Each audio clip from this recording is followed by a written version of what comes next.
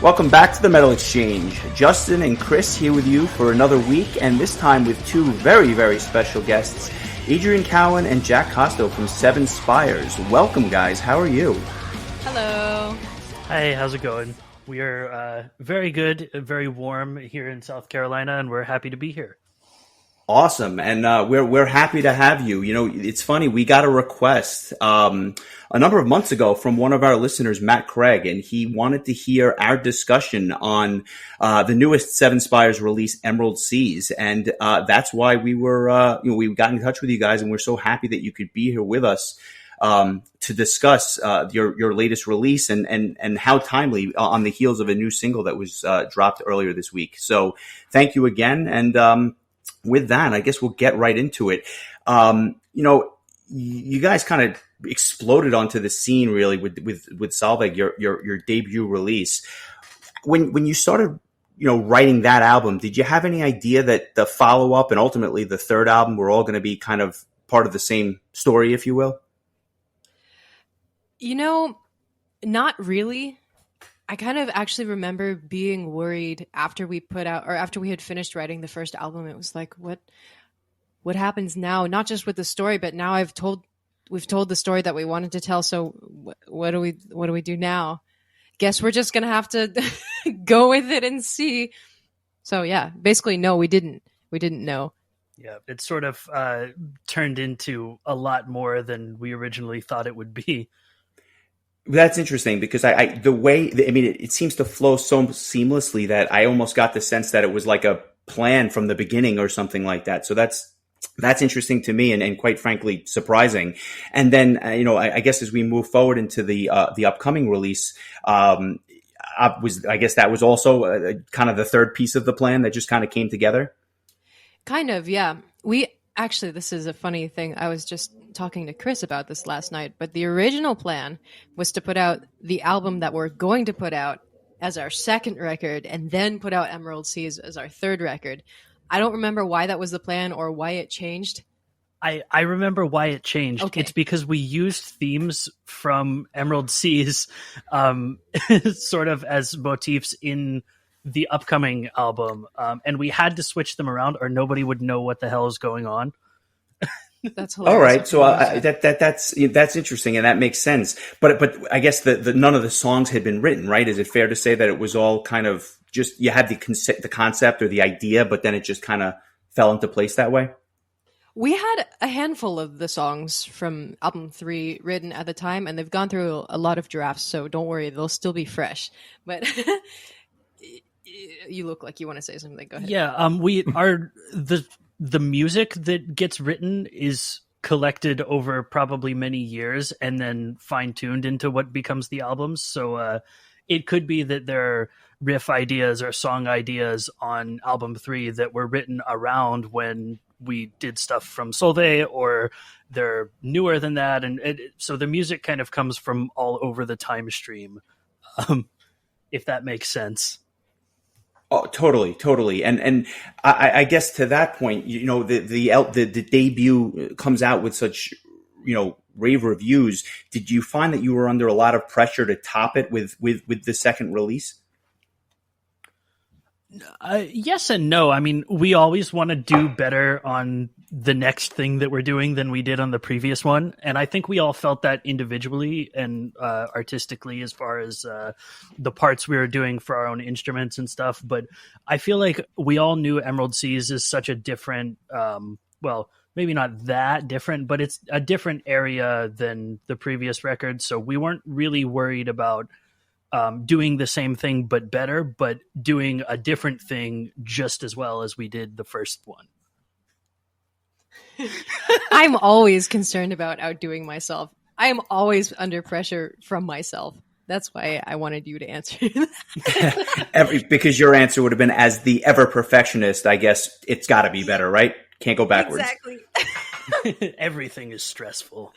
Yep. All right. Well, before we do a deep dive into Emerald Seas, I want to talk a little bit about your appearance at Prog Power back on September 9th of 2017. I remember that day well, in part because it was my birthday.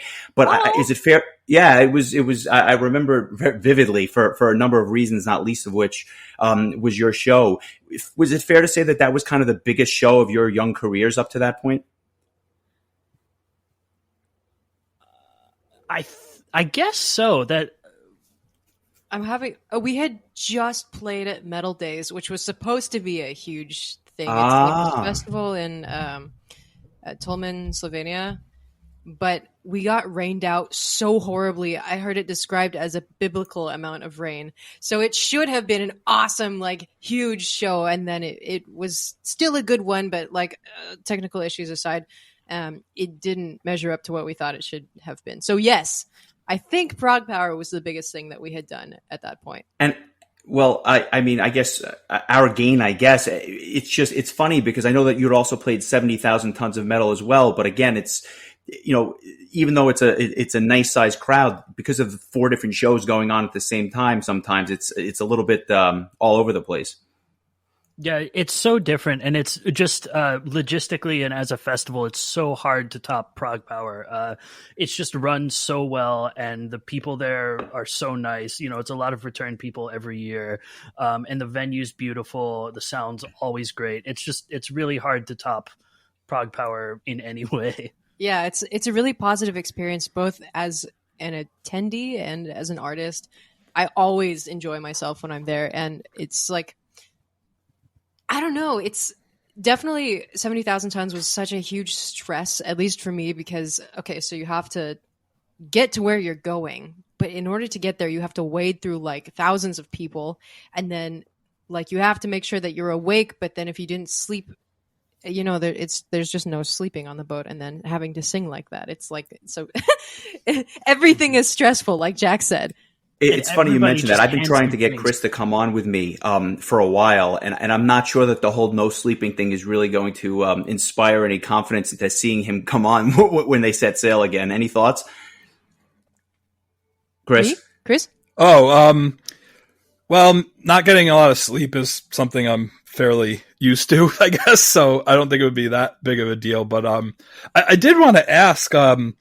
So the way that the whole Prague Power performance kind of fell into place was very last minute. Kind of describe the whole process and how you found out, how you were asked, and how quickly you were able to just say yes and get everybody in the band together to pull off this last minute performance. Yeah, so this is actually I was attending that year just as a fan and just going there to hang out and see people and stuff. And the first day I showed up, I got a text from Milton, the main or one of the main promoters there, and he said basically that he was looking for me and to come to the office for some reason. And I was like, oh no, what did I do? Like, what happened? I just got here. I can't have, I can't have been breaking some kind of rule yet. But so I went down there and he was there, and Glenn, the head honcho, was also there. And they basically said that unfortunately the band Teramaze had to drop off, I think for medical reasons of one of their members. They weren't allowing him to get on a plane because of some illness. But after that, they were basically like, we know you guys are good. Do you want to play? Can you get everybody together? We need an answer by 5 p.m. And it was like 3. So I like bolted out of there and just started making phone calls and like, can you guys get here tomorrow? And it was so stressful just making that all happen on such short notice. But looking back on it, it was actually really fun to show up somewhere and just think I'm there to chill and then having to actually play the event. I think I'll tell Milton you a little funny also... story. Go ahead. Oh, no, please. I think Milton also sent me a voice message a little bit after he had talked to you, Jack. And I remember listening. I was taking a shower, and I am like a work addict, and I do emails and stuff in the shower. I'm sorry that I'm like this, but anyway, I remember getting out of the shower and just like my entire body like shaking because I'm like, oh my God, I have to get on a plane and play this thing that is like the biggest thing that I've done. And this festival means a lot to me, like personally. because I had attended the year before, and it like just broke me out of this horrible burnout. So it was like, now it's my turn. Oh God. So sorry, go ahead. Oh no, I was just going to say I had a funny story that I think you'll appreciate. There was a year where Mirath from Tunisia was playing the fest, and there was some sort of now they knew they were playing. They didn't have 2 hours notice, but to their credit, they did have a little bit longer journey than you guys did. but the reason I say that is because there was some delay with their flights, so they wound up landing in the Atlanta airport, getting to the venue about a half an hour before their set was supposed to go. Oh my God. No sound check, no sleep. It was just like a confluence of events that were just absolutely awful. And then they managed to just tear the place up. So there seems to be something about this, like coming together at the last minute and then putting on a fantastic performance. So I don't know how it works that way. I'm just a fan, but something seems to come together when everyone is sleep deprived and under a lot of stress. So it's fitting. That sounds about right. I'm also not surprised because Mirath are just great. Yeah, no argument from me. They're fantastic, and actually we should be doing an episode from them one of these days, just because it's certainly well deserved. But if I let me pivot away from Prog Power for just 1 second. When you started writing Emerald Seas, had you just in terms of the creative process, do you begin with the orchestration, or do you actually start with some of like the guitar riffs and whatnot, and then kind of work your way back to the orchestration to fill up the song? It kind of depends. Just depends on the song, really. A lot of the ones that, let's see, a song like Succumb, a song like Every Crest, The Trouble with Eternal Life, these started as piano and vocal pieces with a little bit of an orchestral sketch around it, just to have the idea of like, I want this type of lifting feeling, or I want this type of very intense, very stressful feeling here. And then Jack will come in and help me fill out the rest of the arrangement. We'll usually program drums together, and I'll try to like poorly sing how I think the riff should be, or like what kind of drum groove I'm looking for, and he'll be like, oh, you should put it in like this, right? Pretty much. It could be anywhere from Adrienne brings a song almost fully completed and sketched out with piano and vocals, and then we just need to add the rest of the stuff, or maybe it starts from a riff that I came up with, and then we have to build the entire rest of the song around this one section, or, even something that we think is maybe kind of boring, and then we'll send it to either Pete or Chris, and they'll come up with a part that kind of inspires the vibe of the whole rest of the song. So it's really any way you can think of that makes sense to write a song, we've done it. Yeah, that's true, actually. Do you think that when you have like the diversity on an album like this, where you have, it basically starts off as like this symphonic metal, power metal classic, and then just on the turn of a dime kind of takes this sharp turn. Did you kind of sketch it out that way? Did you have a feeling as to this is the approach we want to take, or is that just kind of what developed as you began writing the songs?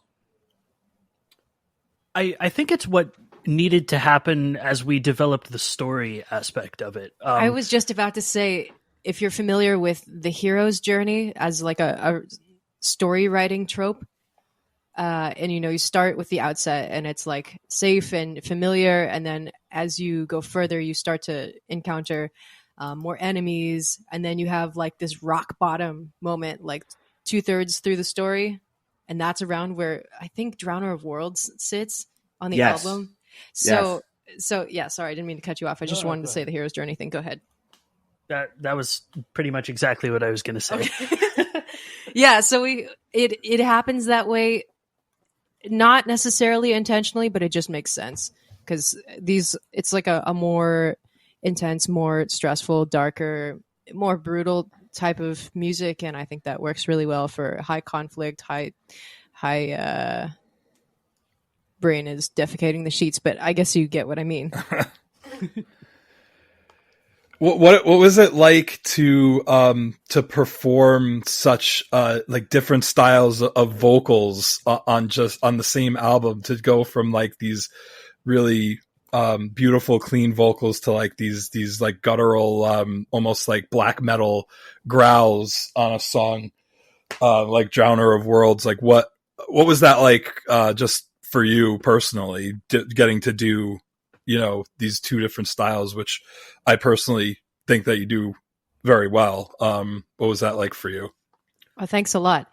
It's very satisfying. I have a lot of feelings, and I don't think that there's one technique that can properly express all of them. So to be able to have the freedom to say, I'm going to yell today, or I'm going to sing nicely today, it's very freeing. And it's a way to feel understood in a way, I guess. A nice.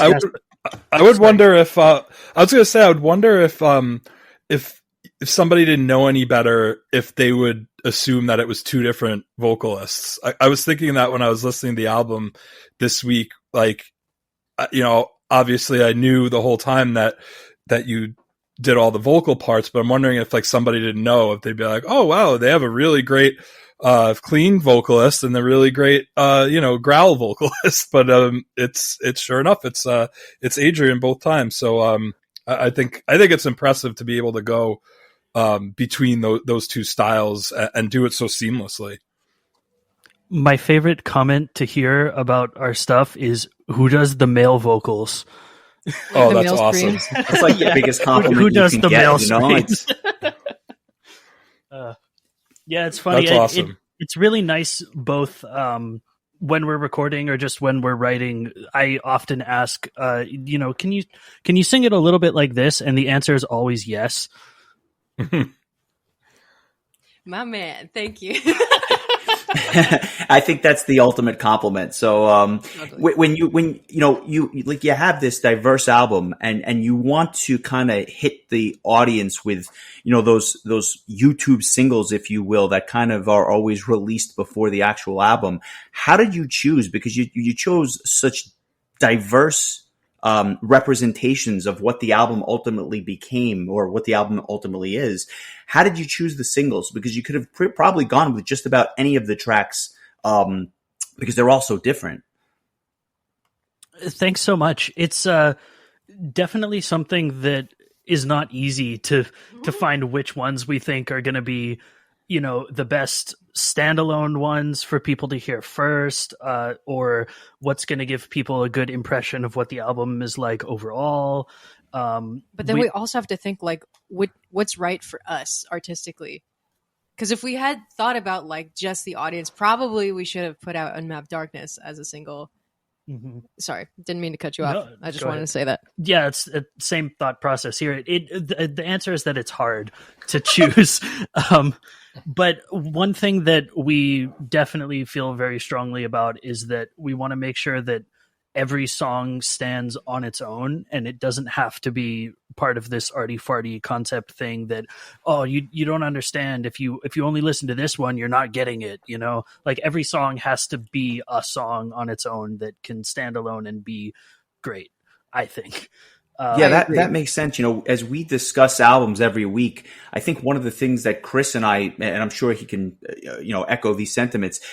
One of the things that we find is the best albums are the ones where every time you listen to it, you have a new favorite song, right? That the songs don't just get buried, somewhere in the middle and you kind of forget them. It's the albums where every time you listen, you say, you know what? That song really stood out with this particular listen. And the next time you go back to it, another song may just completely eclipse all the others. And it's, I think, the testament to the strength of this album that I've oscillated between a number of tracks as being like my personal favorite. Would you agree, Chris? Yeah, it's kind of like an ongoing theme, especially for like older albums.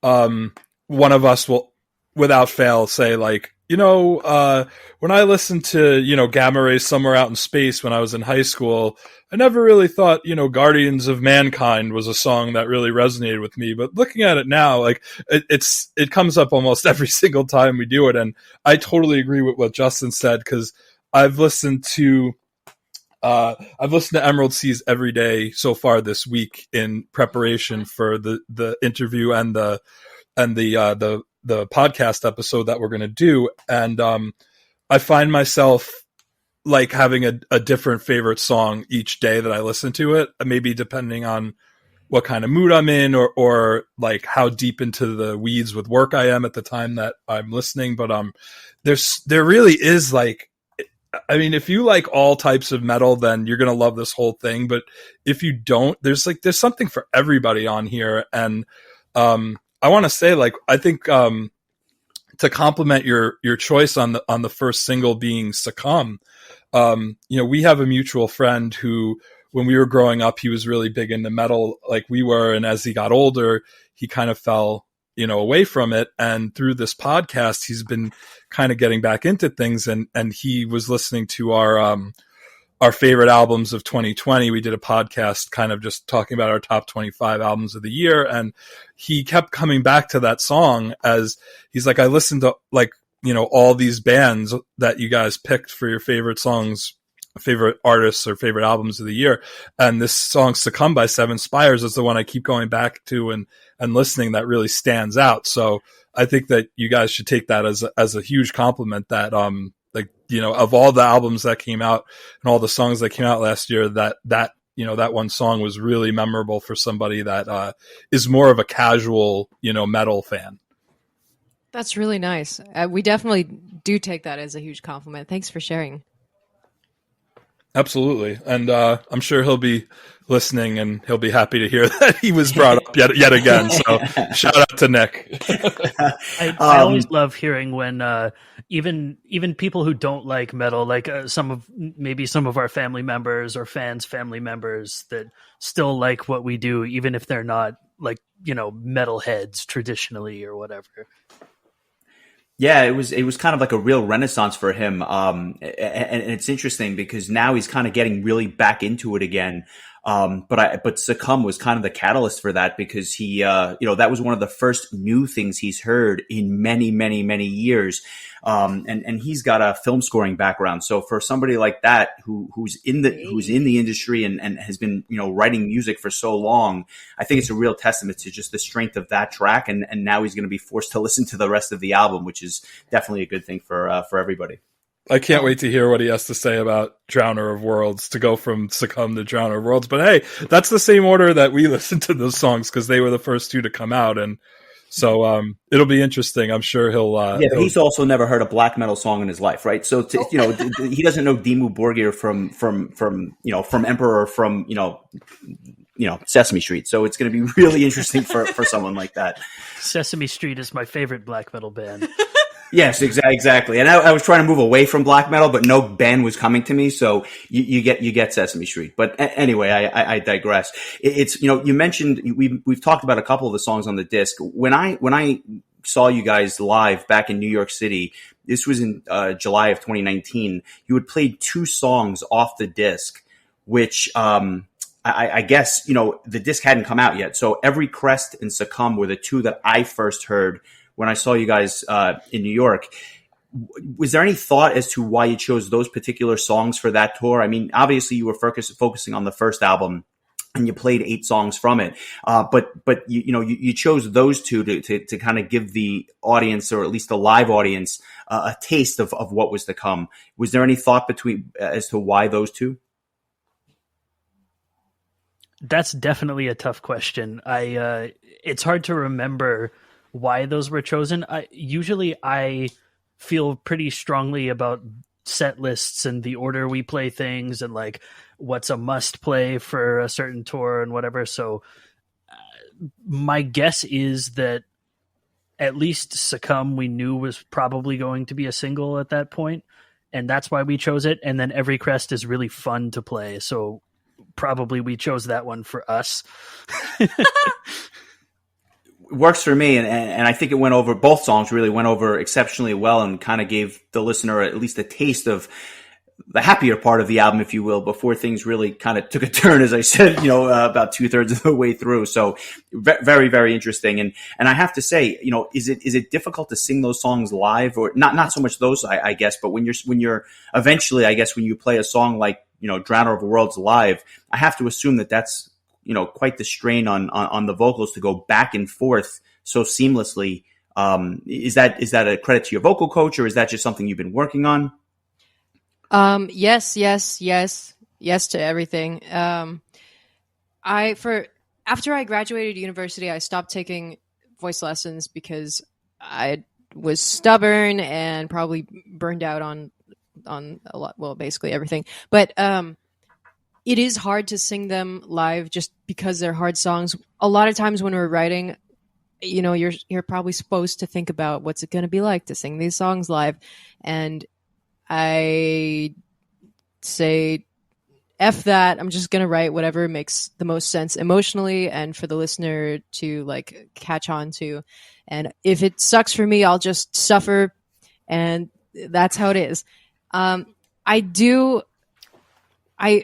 My teacher says that I'm good at switching back and forth and between like cleans and screaming and that sort of thing. And it is honestly like running a triathlon. Would you run a triathlon? Participating I think for part of it anyway, but yeah. I guess it's like, the shifting between the running and then the bike riding and the swimming or whatever it is, but it's just that this shifting of the gears, which is, Yep.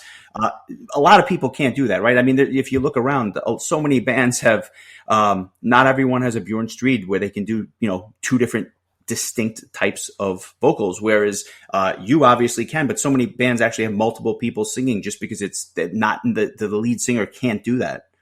Right. I mean, I don't ever want to be limited in my expression because of a lack of technique or ability. So I really went out of my way to make sure that I could do everything. The hardest part is being able to do it for a long time, because between like very high belting for long passages that most people would just do one or two money notes and then right. doing like long screams right afterwards, it's quite tiring. I used to just be like, no, it comes naturally, but it's tiring. It is hard. I appreciate the honesty. I definitely do. One of the things that, I definitely noticed from the album, Emerald Seas, was that it actually, at least in my opinion, had more quote unquote hooks than the debut. And by that, I mean, the songs would like just really get just stuck in my head for days on end. Every time I listened to it. Was that a conscious decision on your part, or was that just, the way the songs kind of developed over time? I mean, like, obviously Succumb is a good example, but even, Ghost of a Dream. I mean, all of these songs at different times just kind of get ingrained in your head. And I to me, I find it difficult to listen to music without those hooks sometimes. So it was refreshing that this one just really resonated with me in that way. Was that a conscious thing on your part, or was that just the way that the songs developed? That's awesome. It absolutely was a conscious decision. We had a whiteboard with all of the songwriting information on it when we were working on this album, and there was a little square in the corner that said grooves, hooks, chops, and looks, which meant that we wanted to refine all of those things and just, tried to make them as best we could. So I'm happy that you picked up on that. Thanks a lot. I'm glad it no worked problem. for your tastes. To me, it really, that was one of the things that really resonated. And I also, Jack, credit to you. I think your solos on this are just like, again, I love the debut album, but it will always have a soft space in my heart just because it was, the first thing I heard from you guys. But I thought that the solos really just took a step up on the second one, and I guess it's chalk it up to experience or what have you. But you really shred on this new thing.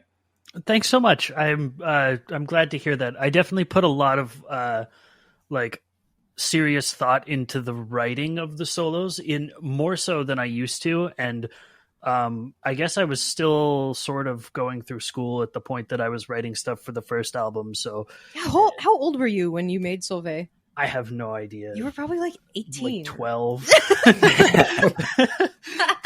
But I definitely see the solos as a chance for me to tell my own little version of the story really quickly, or my own little version of the song. And it's not just like I shred through a bunch of notes and call it a day, unless the song really needs that, and then that's fine.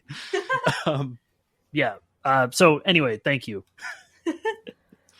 I'd like to ask, I guess it's somewhat similar to what Justin asked, but was there anything from Solvay that you specifically felt that you wanted to improve on or add to, or just, I mean, they talk about the sophomore slump, and this is definitely not the case here.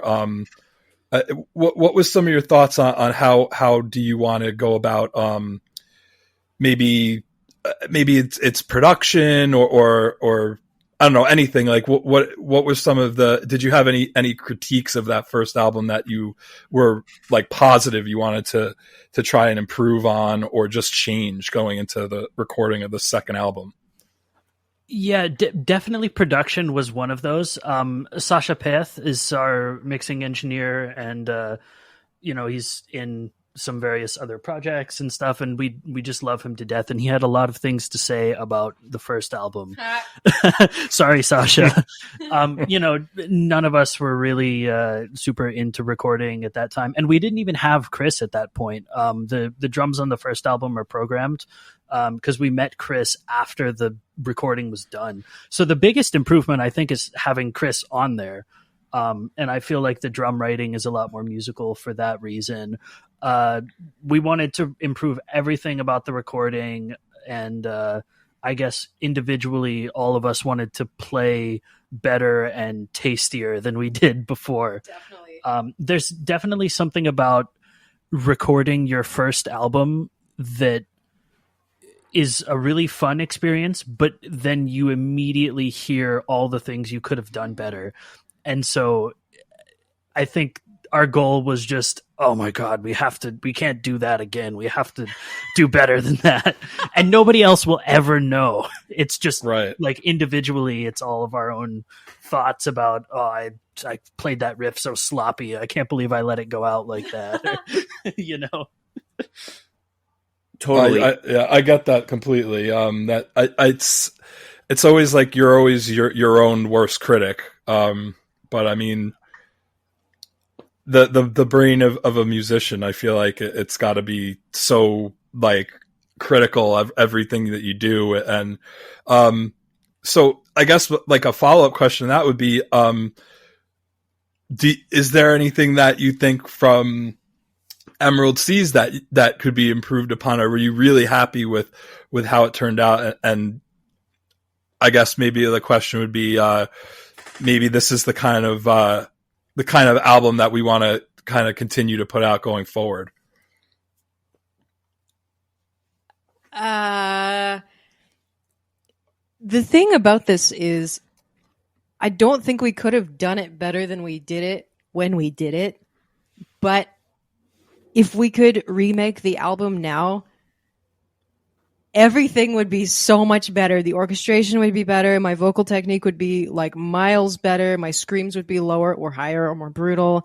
My vocal arrangements would be like layered out the ass, and it would, you know what I mean? Like it would just be so much more epic. And how about you? What would you change? I think if you asked any of us this, you'd all get a different, very specific answer. And it definitely goes back to us being our own worst critics. And I think the hard part about being a recording artist and really caring about what you're doing is that you just have to put the damn thing out at some point. Like, and you have to put it out, and people are going to love it, and some people are not going to like it, and then you have to let it go and be what it is. It's a snapshot of where we were right then, and I think it's perfect for that. Say it louder. We can always go back and like, put in better drum fills, or like maybe we should have added violins there, but that's not the point. It's not like you're gonna sit on Stairway to Heaven and be like, oh, we need to hold off until we can record that one a little better. No, put the damn thing out. I'm so glad you said that. I in my line, I'm an attorney I don't just record metal podcasts. I'm actually an attorney by trade. And it's funny because when I used to do a lot of trial work, I would sit there and I would agonize over every single word of a particular question. Or if I was, if I had to present the case to a jury, I would agonize over the language I would use and how I presented it. And at a certain point, you just had to get up there and just do it. And it was what it was. And you just had to rely on your preparation and all the thought that went into it. So I like I said, I could not do what you do, but just from a professional standpoint, I appreciate what you're saying about at a certain point, you just have to put it out and then you move on to the next one, right? It just, you can always tweak things, but at a certain point, you just have to let it go. And I could tell you as a musical layperson, which I most certainly am, I mean, for you to say, there's like a whole bunch of stuff that you would have done differently is just so crazy to me, because I listen to something like this and it's like, damn, this is pretty much perfect. Like but that's the reason I asked, because I know as musicians, and especially as being your album, you know, you would feel differently than I would about it. I mean, to me, like, I don't even know if any of the changes that you would make, I'd even notice, like as a lay person in music. I mean, I just listen to a lot of it. I don't really make any. So, that's kind of, how I feel about it. So, that's cool. I was more, I guess my question was more about like, if there's anything that maybe you, learned from the experience that you're going to take into, you know, future recordings, not so much like, being critical of the album, because I don't know. Tell me all the reasons you hate yourself. Yeah, I mean, we didn't want to tell you, but this is actually therapy as well as a podcast. So, oh god, let me get. I'm good. How much time do you have for free? Yeah, yeah. How much time do you have? That's right. I just checked my watch. You guys got plenty of time left on your appointment here. So okay, terrific. Well, it all started back when. No, I'm just kidding. Do you want to take this? No. Oh, was that another question? Yeah. What did we learn? Like, oh yeah. Okay, so it's tough to quantify that, because every recording experience is like, when you're in the studio and when you're focused on songwriting or part writing or something, you're really zoomed in and looking at the absolute minutia, and it's. When you zoom out and you're not in that production anymore, it totally changes your perspective on everything. And I think the main thing to take away from each of these albums that we've done so far is just that we've all cared so much to try to do the absolute best that we can in that moment.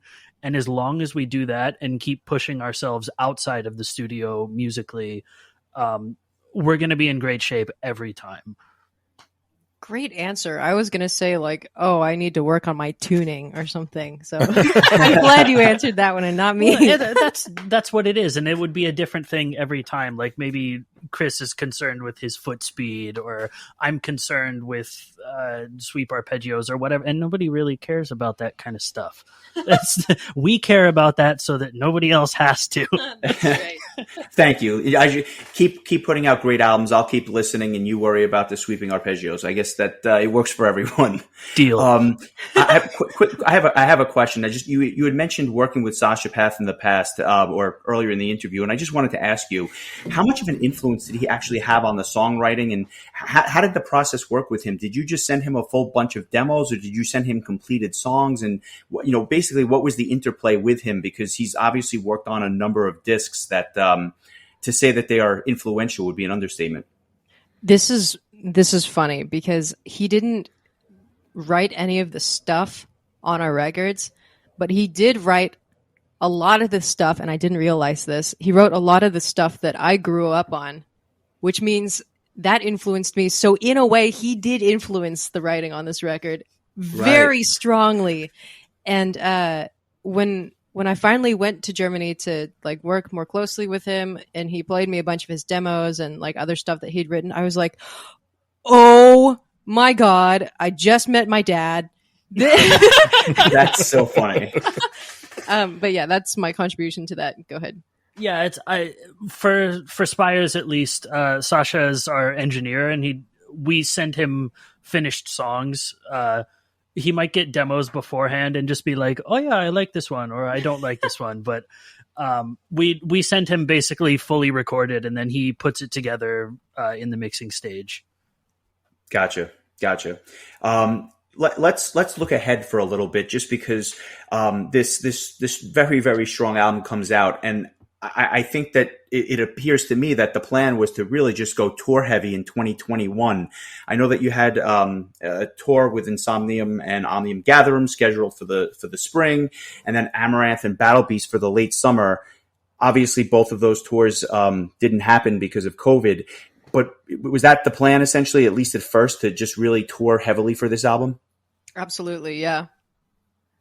I mean, we were all dying to play shows more, and we had these two things lined up, and it was like our first like bigger kid US tours. Anything that like wasn't DIY, if you know what I mean. So we were so stoked about it. And I'll tell you something, there's a lot of bands. If you think back like 10 years ago or so, there were so many bands that wound up with opening slots for certain bands like Delane, who then after touring and doing kind of like the opening thing for a while, came back and wound up doing headlining shows in front of really large audiences. So I have to think that the same thought process was here. And not only that, but you were kind of exposing the band to two very different types of music, right? You had your like melodic death metal tour set up, and then you had the more symphonic or just more like, quote unquote female fronted tour that was set up for later in the year, but with two presumably different audiences.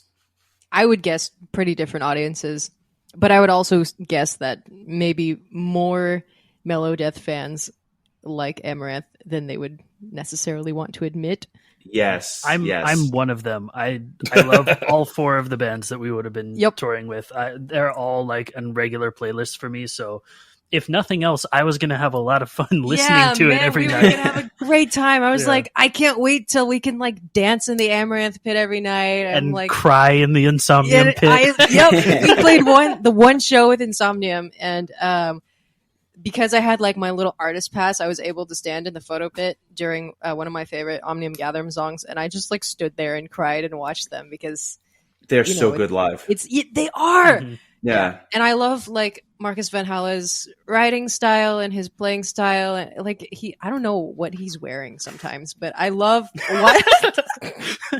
watching him. If you're listening, we love you, Marcus. We love you, Marcus. Please have us back. That's awesome. That's awesome. It's got to be a shame, and I guess the question is, being that the year just wasn't what anyone expected. I assume with the new album you'll be touring, or the plan is to tour, and that was actually one of the questions that we got from one of the listeners. With guidelines kind of easing up, what are the future tour plans as we look ahead to 2022?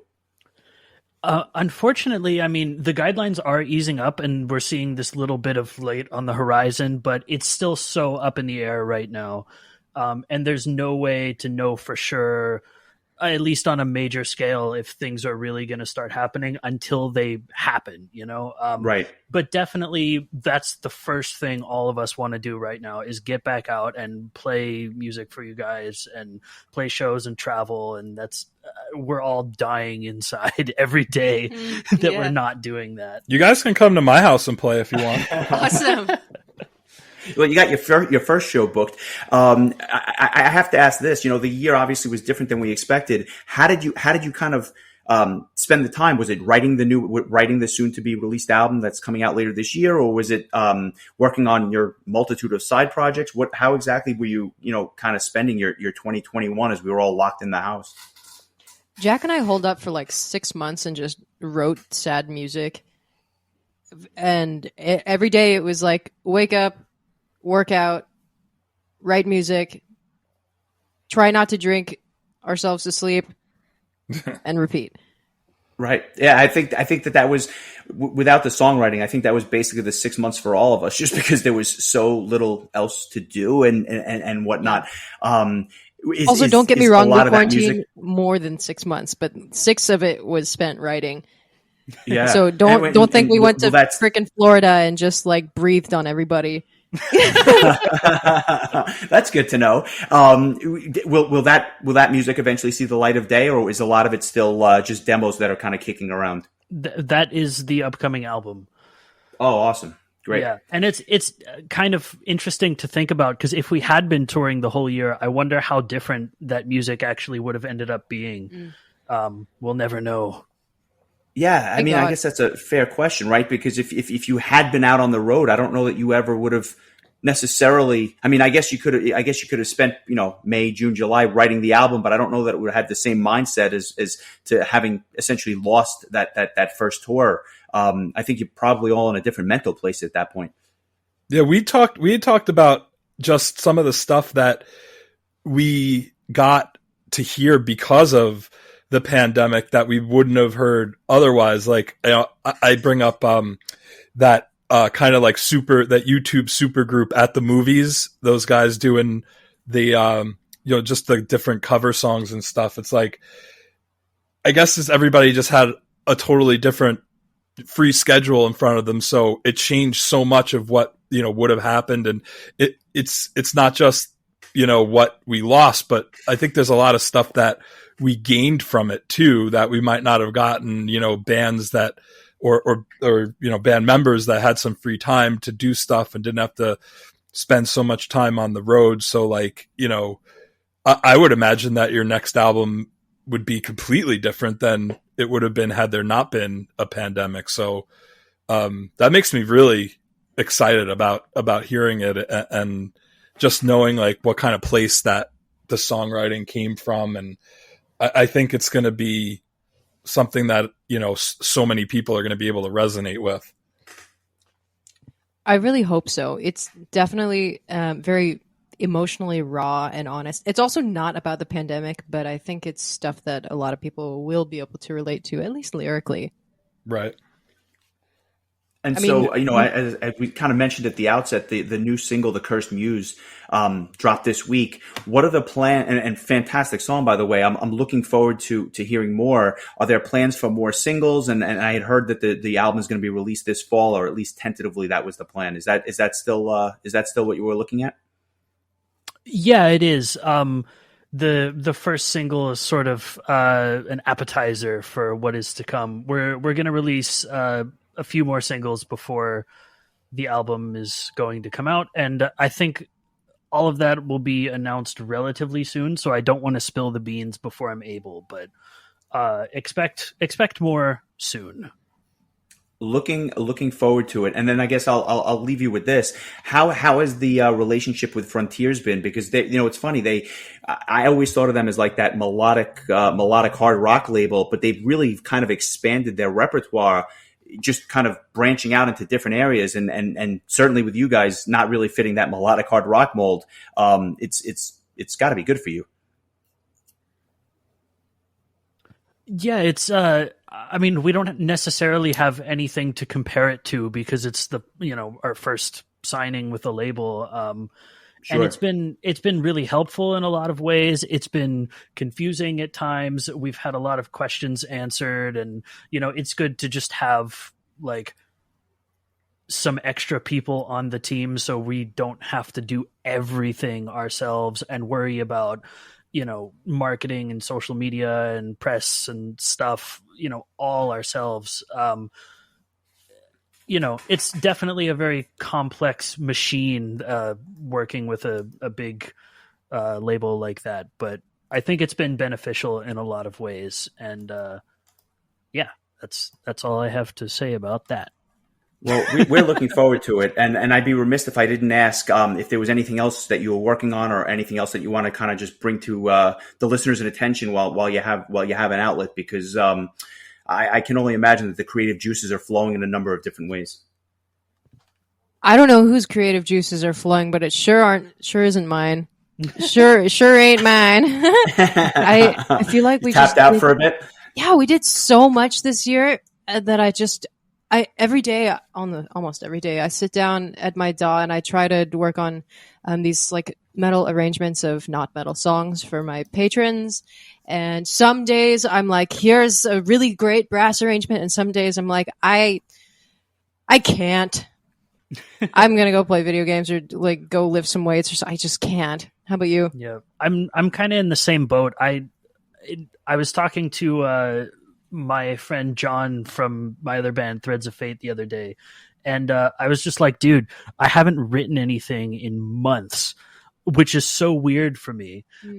Normally there's always like a little idea here and there, or I have some album project to work on, but it's just been so dry since we finished this new Spires album that I guess that means that I need a break and that we need a break, but hopefully that when it comes back, it's going to be fresh and exciting and fun again, you know? Normally the break would be, okay, time to go on tour now. Yeah, I was going to say the much needed break unfortunately never came, and that's why I think we're all experiencing a little bit of a burnout in our own lives. I think we all need that release. You need to play, and I need to be up front so that I can rock out again. It's been far too long, unfortunately, for all of us. Definitely.